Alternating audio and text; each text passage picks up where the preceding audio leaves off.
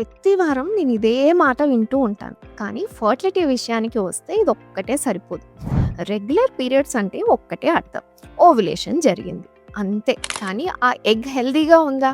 Tubes ఓపెన్‌గా ఉన్నాయా? Uterine lining ఎలా ఉంది? పార్ట్నర్ స్పెర్మ్ క్వాలిటీ ఎలా ఉంది? దీని గురించి మీ పీరియడ్స్ ఏమీ చెప్పవు. అండ్ కొంతమందికి ఓవ్యులేషన్ జరగకపోయినా కూడా బాడీలో ఫ్యాట్‌లో ప్రొడ్యూస్ అయ్యే హార్మోన్స్ వల్ల పీరియడ్స్ వస్తాయి. మరి కొంతమందికి ఎగ్ పెరుగుతుంది. బట్ ఓవ్యులేషన్ జరగకుండా సిస్ట్ ఫార్మ్ అవుతుంది.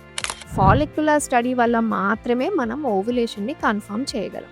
పీరియడ్ పర్ఫెక్ట్‌గా 28 డేస్ సైకిల్ ఉన్నా కూడా ఏఎంహెచ్ అనేది లో ఉండొచ్చు. గుర్తుపెట్టుకోండి. రెగ్యులర్ పీరియడ్స్ మీ ఫర్టిలిటీ రిపోర్ట్ కార్డ్ కాదు. ఇది 20 పాయింట్స్‌లో ఒక్క డేటా పాయింట్ మాత్రమే.